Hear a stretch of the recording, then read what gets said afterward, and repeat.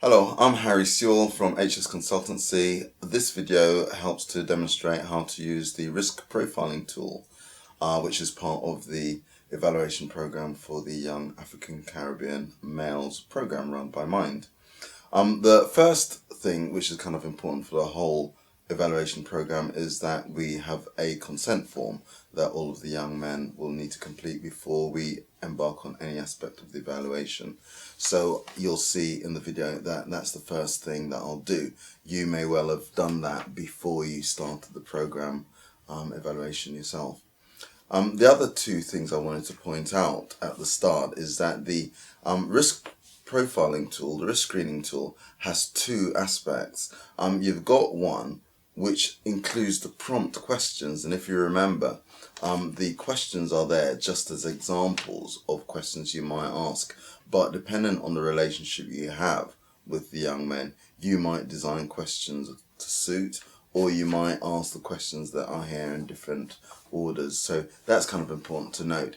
Alongside that form with the prompt questions is the recording sheet, and this is the one that you'll either use with them, they might complete it themselves, the chances are you'll do it for them, and that includes those different cells for you to complete. And if you'll notice, there's the last column that shows about the impact and the duration of whatever the concern is they have. So if, for example, they're talking about serious smoking of weed, it's not like how long they've been smoking for.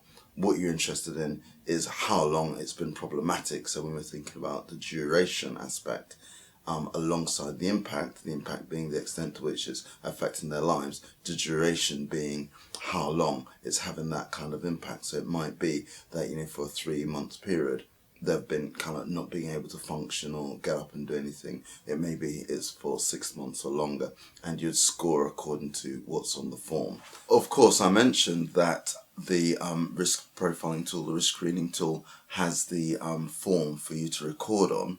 I've also sent out to you, and you can request it again, a URL link to the form, which is available electronically on SurveyMonkey. So it works in the same way as the paper form. It just really asks you to record the responses that people make to the questions. So it will ask, what was the response to the questions you asked about accommodation, for example, and you'll have asked the questions that are put down, or you'll ask your own, and then you try and capture the responses they give to those questions and the impact and the duration. That's all on the SurveyMonkey option as well. So today I'm going to be recording on paper, but you may choose to use the paper version. You may choose to use the electronic version on your iPad or laptop. Okay, thanks. Alright, Jay, thanks for coming in again, man. Cool. Yeah, how's things? It's not too bad. Oh, cool. Yeah. Well, yeah, we said about you taking part in the evaluation and all of that. Yeah. Well, thanks for doing that. It's kind of going to be helpful in the long run to see how things are. Basically, before we can get into the evaluation, one of the things I need to do is to kind of get your consent, just so it's kind of clear that you weren't bullied into it, that you understand. Yeah. So I've already explained to you about how it fits into the project. So are you happy to sign the form? Yeah, that's fine. I'll sign it. Yeah. Well, there's the thing. It's got like a number of questions about the different aspects of the evaluation you're prepared to be involved in. You've already agreed to do that, so yeah. So I just signed. Yeah, just signed. Yeah. That's cool. Alright, thanks. I'll just sign so we get that out of the way. Okay. So I'm going to be recording. I'm not going to write your full name. I'm just going to write your initials down. And as I say, I'll just be kind of keeping a record of various things. I've shown you the form before, so I'm going to kind of try and write down some of what you say, and then the main thing is at the end I'm going to be asking you about the extent to which things are having an impact on your life, and also like the duration, like how long for. Mm-hmm. Okay, cool. Alright, so the kind of first thing that I wanted to ask you about is your days. Now, can you just say a bit about like what things you do, how do you occupy your time during the days? Well, I don't really sleep too well at night, so I normally wake up kind of in the day, maybe 12, maybe 1, and then just see what's happening. Really, just chill with my girl, go to the studio. Sometimes go kickball. Yeah. Okay. So is that a typical thing every day, or do you have certain things you might do on different days of the week? Do you have like set activities? Sometimes I go to church with my gran, but not really so much recently, to be honest with you. Okay. And when you say go to the studio, is that like, are you working on something in particular? Yeah, I've got a project going on at the moment. Yeah. Okay. Yeah, we got something going on. You should hear about it soon. Okay, cool. That sounds interesting. Yeah. That sounds good. Just out of interest, it's nothing to do with this, it's just because I'm curious. What kind of genre music is that? A bit of reggae and a little bit of kind of UK bashment kind of thing like that. Okay. Yeah. Okay. So you're going to be producing an EP. Okay, great. So, like, you describe your week and your days, that there's no kind of set structure. I mean, does that affect you? Do you kind of get bored? I mean, how do you find that? The only thing is really at night when everybody else has gone to sleep and I'm just awake, it's a bit boring, but obviously I just find things to do and yeah. Okay. Yeah, I mean, one of the things we've got on the form is to try and give a numerical score, like a number for the extent to which it has an impact on your life, and also the duration, how long it's been an issue for. So to kind of give you an idea, the scores would be like 0 would be that this isn't an issue, 1 would be it's for less than 3 months, 2 would be 3 to 12 months, and 3 would be like for over 12 months. So in terms of how long you've not really kind of had a job or in training or something, you said that's like years, so that's over 12 months, so that would be a score of 3. Yeah, is that right? You cool with that? Yeah. In terms of the kind of impact it has on your life, to the extent to which you feel it's a problem, 0 would be it doesn't apply. 1 would be it has a low impact on your feelings and on your day-to-day life. 2 would be that it preoccupies you and is somewhat disruptive. And 3 would be that you're kind of constantly concerned about this, constantly occupying your thoughts and significantly disruptive to your life. So we've established that you've got a 3 in terms of the duration. In terms of the impact, what score would you give that in terms of the fact that you don't have a regular pattern to your days? Well, as I said, I don't really sleep well, so being up in the night is okay for me. Okay. But obviously the job, it does mean that kind of on the money side of things it's a bit erratic sometimes. So like on that scale of 0 to 3, where would you kind of rate that in terms of how it affects you, in terms of make you feel and stuff like that? Maybe 2. 2. So that's pretty high, because that's like, as I say, 0 would be not at all. Then you got 1, 2, 3 being the top one, so you go for 2. Okay. Okay. So we got a 3 and a 2 for that. All right. Wanted to move on to like talking about drugs, and yeah, I mean, basically trying to just see whether or not you take any kind of substances at all, or take or use. Does weed count as drugs? It's not really drugs, is it? Well, it kind of, in the sense by the law, it's classed as a drug. So on that basis, it's a drug. But so, yeah, I mean, anything. Obviously, I smoke a bit of weed. Everyone smokes a bit of weed. You get me? It's not. I don't really see it as a drug. It's just a natural healings for the nation. You get me? The herbs. You get me? Obviously. Okay, so like, how much, like, when you say you smoke a bit of weed, to what extent do you smoke? I mean, is it like a every day, all day? Not all day, not all day. Just sometimes. It just depends when I have it. Really, it depends when I have the money. It depends when I have the weed. Okay, all right. So, would you ever kind of go out if you wanted to draw, go out and like hustle a man to get some money to buy a drawer, or is it? It's not that deep, really. No. Maybe I'll just get one of my girls to buy it or something like that. But Okay. It's not that deep. Okay, cool. So, when you say every now and then, so it's just basically a kind of when it's available. Yeah, maybe it could be every day if it's there, but it doesn't have to be. Right, okay. In terms of the impact it has on you, again, using that scale of 0 being, well, it's not really an issue, like 1 being, you know, you kind of are affected by it, 2 and then 3 being it's like a significant thing for you, where would you scale that? I don't think I'm really affected, to be honest with you. So you kind of put out on a kind of 0. Yeah, so, it doesn't really affect my life. Cool. Alright, so the duration bit becomes irrelevant then because, yeah, it's not anything that's affecting you too tough. Alright, talking about where you live, yeah? So what's your living arrangement still? Well, at the moment I'm living with my sister. But before that I was living with my girl for about 6 months, but that didn't really work out. So yeah, now I'm staying by my sister's. Yeah. Okay. And is that like a proper arrangement that you've got your own room and you've got freedom to come and go, or you just like sleeping on Well, I can come and go when I want. I've got a key now that she sorted out for me last week, but it's more basically she has a spare room, so there's a mattress and I just sleep on the mattress. So. Okay. And is it somewhere that you kind of regard as home, or is it like somewhere just coaching?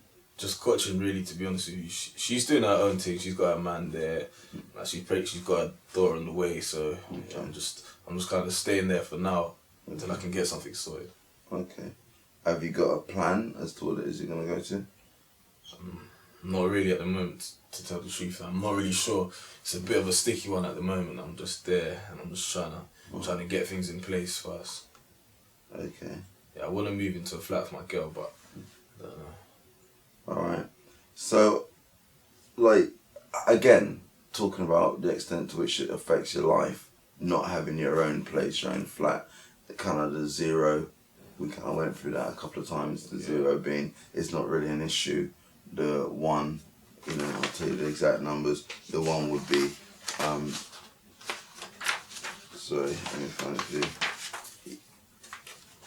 Yeah, the 1 would be it has low impact on your feelings day to day. Right. 2 would be it kind of preoccupies you and is a bit disruptive, and 3 would be like you're preoccupied by it. Where would you rate that, your accommodation one? To be honest with you, this at the moment for me this is one of my biggest problems because from I don't have my own place, I have no base, so this is an important one for me, to be honest with you. So would you be saying that's like a 3, the impact? It concerns you a lot? Yeah. And how long you been like unsettled in terms of your accommodation? Well, I was living with my girl for 6 months and that was calm, that was okay, but then only recently, about maybe a month or 2 ago, is when I had to move to my sister's house. So you were saying about it's one of the biggest pressures on your life. So like how long has it been going on for, you said? You said like a couple of months, so is it less than 3 months?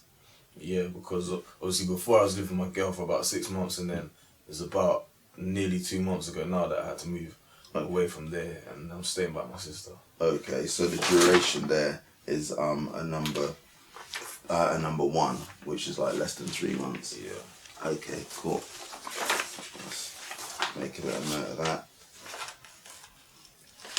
Alright, growing up, yeah, did you have like any parent or parental figure who had like a mental health problem? Not my parent, my auntie did, and she stayed at our house quite a lot of the time, but okay. Yeah, my mom was alright.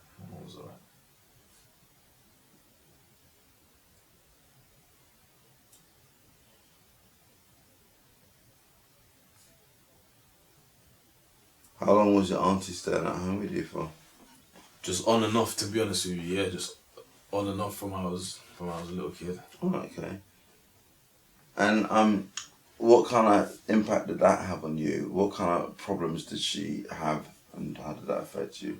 When I was younger, I didn't really understand it, but now it's just, I'm just used to it. You see these people on the street and it's mad people, but obviously I know that that's real life. You know what I mean? Obviously that's how my auntie was moving, so obviously we had to try and help look after her and just make sure that she stayed with us and make sure she was okay.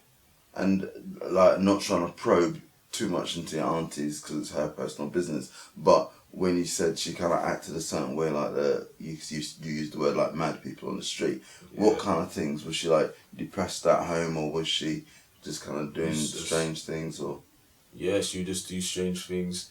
She'd always have the Bible and just be talking for hours and hours and hours, just talking about that. And yeah, there was just certain things. If you said a word to her or said something to her, she would just flip out. She would just be crazy. But obviously, we knew not to do that, so we were alright. But other people, they maybe just didn't know that. okay. Do you know whether or not she was like getting treatment for that? I'm not sure. I think she was on some sort of drugs, but I don't think they were really helping her, to be honest. Okay. Yeah, with regard to your auntie and the kind of impact it has on your life now, would you kind of say it's having an impact? Because just to explain, we've got some questions that are going to go back to like when you were a kid up to the age of 13. And we'll be asking like what things were like then, so you can kind of pick up the impact at that stage. Yeah. But in terms of like now, is there any impact from the experience with your auntie living with you? To be honest with you, at the moment, it's not really having any impact to me now. Okay. When I was younger, maybe, but not now. Yeah. Okay.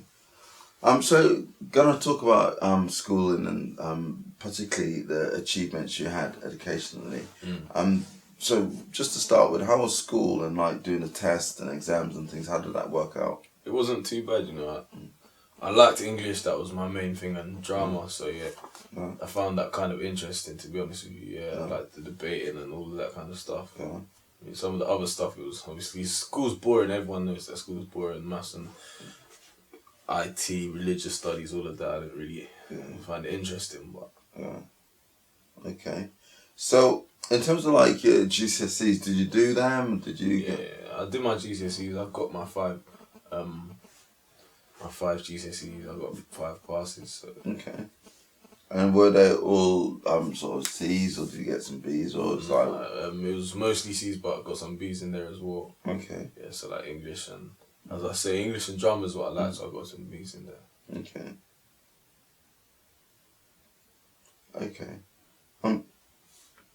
So, without putting words into your mouth, but it sounds like in terms of schooling and getting on, there was not, in terms of the educational side of it, there was no real kind of concern. So, in terms of the impact of anything, there was nothing. Like I missed a little bit.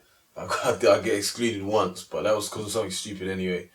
So I missed a little bit of school from that, but it didn't really, affect it too much. Oh, okay. So in terms of the impact, it sounds like a zero. There was no kind of impact, so therefore no duration linked to that. How did that go down? Basically, there was this girl in my school. She was about, I think, 3 or 4 years older than me. And she, like, I knew her from around the area, and me and my boys were just kicking ball and just minding our own business. And she just started coming and just chatting rubbish to us. And then basically someone else kicked the ball at her.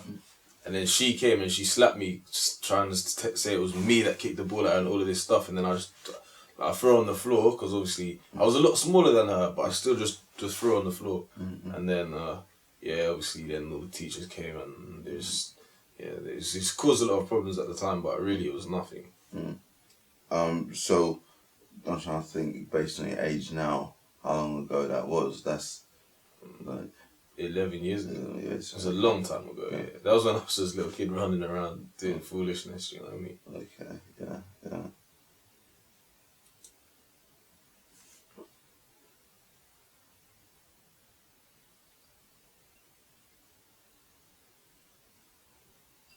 Okay.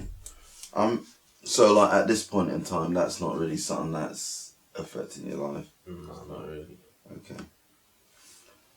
All right. I don't know. Like I've seen you come to the project, had a few conversations and everything. I know you're a kind of guy who can stand up for yourself. You go gym and all that, but I don't know whether or not you are involved in anything that, like with regard to the law or the police, that you kind of think, I don't know, like at the minute you're doing anything that means you could probably get arrested. So, like, can you walk out of your house or go anywhere knowing that the police aren't watching you? Well, I've got a couple of driving offences. Obviously that's a little bit of an issue, the whole insurance, and I was driving without a license and all of that stuff, so that's a little bit of an issue with the police. And obviously a lot of my friends are kind of involved in some stuff that wouldn't look too good, you know what I'm saying? So, but it's not really on a day-to-day basis something that I involve myself in. But obviously, it's there. Do you know what I mean? The people that I hang around with and the people that live near me and all of that stuff is. There's a lot going on. You know what I'm saying? There's a lot going on. Alright. So is there anything that you're involved in to say you gotta watch your back? So say you're gonna go out raving, or you just like walking in different ends, that you're gonna say you had beef, or because I don't know what. That's what I said. I don't know what kind of life you've been living. So like, you know, can you just walk anywhere without having to worry that you're gonna buck up on somebody that you had beef with, or you like shot on another man's, like been selling on another man's turf or anything like that? To be honest with you, for me, it's not really about that anymore. Maybe back in the day, when I was younger, it would have been more that kind of, you know, like selling a little bit of weed or whatever, and just be on someone else's side, and it wouldn't come to anything good. Let's put it that way. But nowadays, obviously, there's old kind of beef that's been there for a while, but it's not really a fresh thing. For me, it's more just the police themselves and the way that they go on with us is like, even when we're not really doing anything wrong. You know what I'm saying? That's my main enemy. That's who I've got to watch my back from. Okay. It's not really anybody else. Everybody's doing their thing. Yeah, okay. So it's mainly the police. So if they were to drape you and pull you over, is there anything they'd be able to like hold you to, like pin on you, or say, yeah, like, I know you say you got to drive and things, but that's like gone through courts or whatever. Is there anything they could like arrest you for now, and you'd have to say, yeah? Sometimes, yeah. To be honest with you, like between me and you, there's obviously there's something in the car, because at the end of the day, it's not really safe for me to just be rolling around. This area is not just the same as maybe where you live or where whoever else lives. I mean, things do happen around here, so you have to just make sure that you're safe.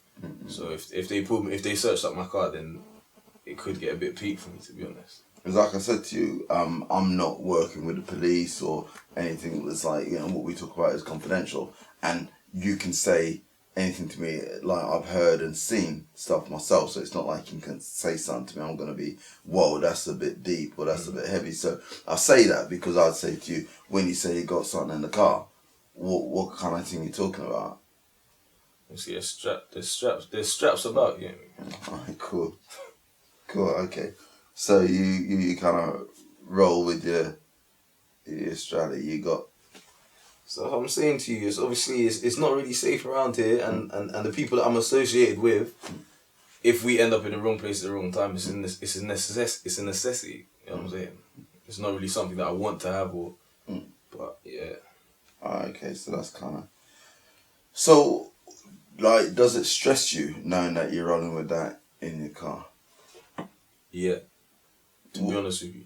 What kind of pressure? Kind of going back to what we were saying, like that scale of 0 to 3, and 0 is like it don't really bother you. Then you got 1, 2, and like 3 is it preoccupies you. So it's like maybe just 1. It's not really something that worries me on a day to day. But obviously, there's certain times where if I'm going and I don't know the police are doing checks or whatever, then obviously it could cause me major issues. Yeah. Okay, so then, like, how long you been like rolling with something in your car? About maybe not when I was younger. Okay. Only really maybe past 3 years, something like that. Okay.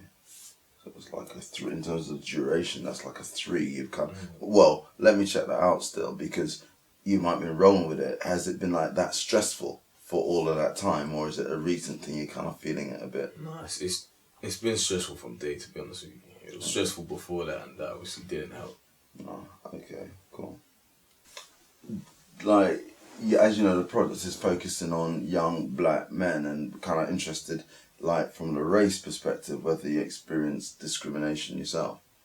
Because like I said to you before, obviously the police they're racist. To put it plainly, they're racist. Obviously, they're always blaming black boys for everything. You know what I mean? All the time we're just getting pulled over and all of that kind of stuff. So, I mean, you say that, is it because you hear people say, oh, the police are racist, or have you experienced anything yourself? I've experienced myself. Back in the day when me and my brother, he goes to university now, like he's a proper good boy. Before he went away, just rolling, going to the shop, going to do whatever, and getting pulled over, getting stop and search, all of that kind of stuff. I mean, we weren't doing anything wrong at all. My brother's not even about that life. You know what I mean? So yeah, and the only thing that I could put it down to is because we're just black boys. Okay. So, like, what kind of impact has that... Well, before I ask that, is it just the police, or do you experience that from other people in other situations as well? Like, people make comments and that, or you hear people on the bus just talking rubbish, but maybe, I don't know, maybe if I was a white boy I would have been able to find a job by now, who knows? But I don't know, it's difficult, there's a lot of tension. In terms of how that affects your life, kind of going back to that rating scale of like 0 to 3, I know we kind of looked at it a few times. I don't even want me to remind you of what those kind of ratings are. But yeah, just what kind of impact does that have on your life? So the impact would be 0. It don't really stress you, but you said it does. 1 would be it has a low impact on your everyday life and your feelings. Number 2 would be it preoccupies you, and it kind of disrupts your life a bit. And number 3 would be like it constantly preoccupies you. So that discrimination one, how would you score that? It's disruptive, to be honest with you, yeah. Probably number 2. Oh, number 2. And like, how long has that been an issue in your life? When I was born, like, this didn't appear, but you get me. When I was born, I was a black boy. Now I'm a black boy. Well, I'm a black man now, but let's see. So it's longer than 12 months. Still, yeah. All right, cool. I hear that. All right. This next question is really just about money, and you've already said that in terms of your life, you kind of spend most days kind of just going studio here and there. I mean, do you manage to survive, like, financially? Yeah, obviously, as I said, my sister, she's kind of got her man, and she's got a child on the way. She's been helping me out for a bit. Even before I lived with her, she's been helping me out kind of financially, and obviously I've had different girls around, and they've obviously helped me out a bit as well. I can make a little change here and there for myself, but obviously it's not really a stable kind of thing. So, do you have to borrow money, and like, do you end up in debt as a result? Not really. Like, people have forwarded me like money before, but it's always been something that I pay it back. Alright. Because So day to day, you can buy what you need. Is that what you're saying? yeah, it don't mean I can go out and buy every trainers that I need or every new jacket that I want, but I can eat and I can get about. Just out of interest, do you sign on? Is that like, apart from... No, I don't. No, I don't sign on still. So, I don't want to pry, and it's like, you can always say to me, nah, it's like, just allow that question, and it's kind of calm. But you were saying, oh, you can always make a bit of money here and there. I mean, is that like carpentry or... No, it's not carpentry. No. So, you just make a bit of money? Yeah, let's leave it at that. Okay, cool. It's funny, because from the sound of it, it probably goes back to that question I was asking, and we don't even need to go there with it, but where I was saying to you about, when you're walking on the road, do you have to worry that the police are going to pull you or whatever? So from what you're saying, there's probably a little bit of that in there, but if you don't want to go there, that's kind of... Yeah. Fair enough. Just trying to work out, we're trying to get that thing about the impact and the duration. The way you describe it, it's like you get by. So would you say the impact on your life around money, is it like a 0 or a 1? You know, we go from the 0 to the 3. 0 would be, it doesn't really feature as a problem. Obviously, it means the money thing. It means that there's certain things that I can't do that I would want to do, buy all of this trainers and whatever. But at the end of the day, everyone really has their own little money problems. But it's not something that stresses me in a major way. So would you say 0 or 1? Yeah, 0. A 0. Okay, cool. So there's going to be no duration because it's a 0. Yeah, I'm going to take it a little bit deeper. To be honest, I'm going to be exploring like violence. Have you been involved in any kind of violent incidents? Either, let's start with, have you been like directly involved in anything like major violence? Well, see, there's been fights and stuff, and certain things have happened. Yeah, that I've seen a few things. When you say seen, do you mean you kind of seen it from the other side of the street or through a window? No, I've been there. Like me and my boys have been through a few things. That's what I'm saying, really. Okay. So have you been hurt in any kind of violent incident like that? A few times, but nothing life threatening, but just a few stitches and stuff. Okay. Is that like say in a nightclub where you kind of get jostled and you might like get into something, or is that like out on the street where there's turf war, or I mean just trying to. It's not really turf war, to be honest with you. It's more about just respect and disrespect. Yeah. Okay. Like if somebody has no respect for you and they come to you with and put you in a situation where you basically have to make them respect you. Right. Like yeah, in terms of, I know you said you just ended up with a couple of stitches and all of that, but have you seen like any of your boys get like more seriously injured, or anyone on the other side where it's like been ugly and you kind of been a bit, I use the word like freaked out by some nasty injuries or something, you see? Yeah, there's been people getting cut up, there's been broken bones, there's been all of that kind of stuff. I would thank Jah that nobody's kind of passed anything bad like that of people that I know personally anyway. But I've even seen that stuff, to be honest with you. Yeah, like I've seen people there like passed and all of that stuff, yeah. So you, just to be clear, you say you've seen people laid out and you hear that they died after that? Yeah. Seen people I've seen people's bodies there just get dragged across the floor in the park and all that stuff. Yeah, it's a lot. How does that kind of like, on that scale of 0 being it didn't really affect you to 3, how would you say that kind of affects you? See, it just makes you know that life doesn't last forever. You can't just can't waste time, really. There's no point just sleeping your day away and whatever. I mean, just. So like out of a 1, 2, 3, where would you score that? It's not something serious to be a 3, or so probably a 1. Okay. Yeah, it's something that I would think about, but not really too much of an impact. And then like how long in your life have you kind of experienced that kind of exposure to violence and stuff? And from when we were little kids, we were seeing stuff happening. You know what I'm saying? Okay. You see crime scene and all of that stuff. So if you're talking about that, then from when I was a little kid. Okay, so it's like a 3, like for longer than 12 months, definitely. Yeah. Okay. How do you feel about your own self, like in terms of your self-esteem? Yeah, good. Good. All right. What kind of things do you feel good about yourself for?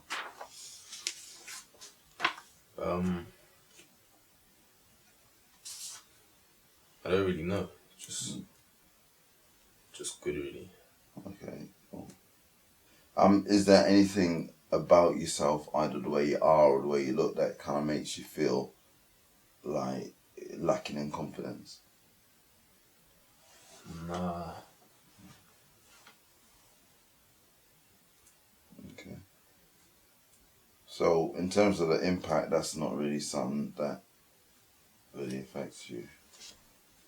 So we discussed a little while ago, obviously, about the injuries in terms of the violence, but I wonder whether or not you've experienced any kind of physical injuries through anything else. It might be an accident or kind of anything like that. Any major physical injury?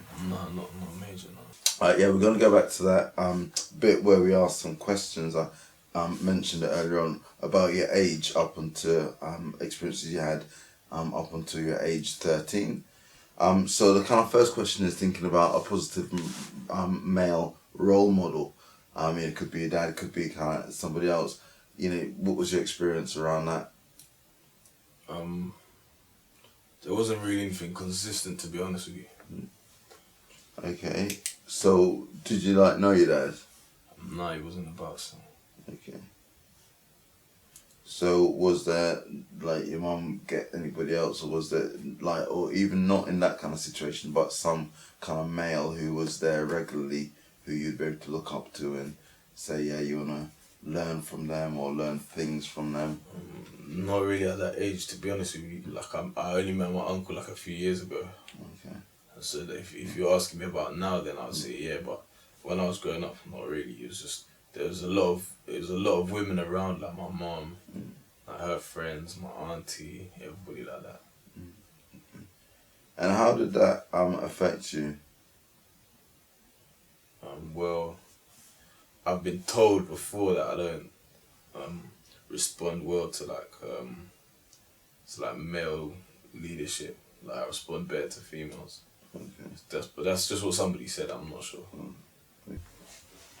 Okay, the scoring system we're using now is similar to what we were saying before, but it's looking at a historical thing. So it's like, you know, how did those things affect you at that stage? So kind of going back to this thing about father not being around, and you say it was mainly women around. What kind of impact did that have on you? Kind of 0 being not really, then going up to 3 where it was something that kind of preoccupied you and affected your life quite a lot. I didn't really see it at the time, but looking back on it, it obviously did maybe like make me not take male authority as well, like in school and stuff like that. What would you say the impact, kind of using that scale of 0 to 3, what would you say the impact was on you then? What so the scale is how I felt at that time. Yeah, that's right, yeah. Probably only 1. Okay. What about the duration? You said basically throughout all your childhood life. Yeah, that's right. When you were growing up, did you ever have any kind of what call like trippy experiences? Anything like altered mind states where you kind of like had a different reality to people around you or anything like that? No, I don't think so. Nothing like with any drugs or in the church or I don't know. No, not really. Obviously, in the church, you see people like speaking in tongues and all of that stuff, but not for myself.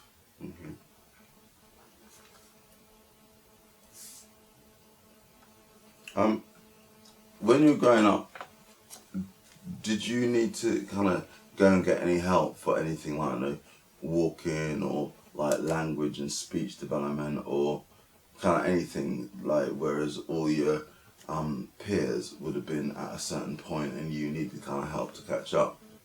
I had asthma really bad. Okay. Yeah. Other than that, not really. Okay.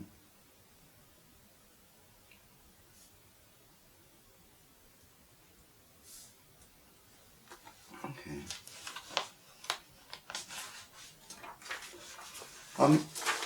What was your mood like at that stage of your life, like up until age 13, like, and anger, kind of just your emotional life? I was very hyper. When I was a kid, I was always hyper, just always running around and just doing mischief, really. But I don't know. I think I would have been quite hard to control. Okay. And obviously, did get a bit angry as well sometimes, but most of the time just hyper. Yeah, you said like you're running around kind of hyper, so that was the main thing. Did that have any kind of serious impact on your life to kind of concern you or? Nah, not really. For me, it was fun. Okay. Okay. Right, this question's gonna take it a little bit deeper. So I'll just put it to you, see how you respond. When you were growing up, as I say, those ages up until you were 13, did you kind of experience any harm in your life? No. Like any kind of time you felt that anyone mistreated you or kind of did stuff to make you kind of think this stuff shouldn't be happening to me? Nah. Okay. Okay, Cool. Well, thanks for answering that. You know, I know it's a kind of widespread experience. Some people, you know, they feel violated in a way, but you never kind of had any experience like that. Nah. All right. Well, that's the kind of end of the interview, and kind of really appreciate you kind of being like pretty honest, really, just kind of touching on some difficult stuff, and just to say, like I said at the start, you know, it's all confidential and it's just your initials that I wrote down here, so there's nothing you need to worry about. All right, man. Thanks. Yeah. All right. Thank you. What you'll notice is, you know, as I'm talking, I'm trying to kind of record, and that's always a challenge in doing an interview. You know, kind of keeping eye contact and capturing everything. So that's a challenge. The other thing, as you go through, if you look at the form itself, you'll notice that you probably don't even recognize the questions that I ask, and that's because I've looked at what the research is saying, what we're looking for, and I just phrase the questions around that. So pick out any section of it, look at the form, look at how I shape the questions according to the relationship that I've got with the guy, and then you can kind of just do your own version of that.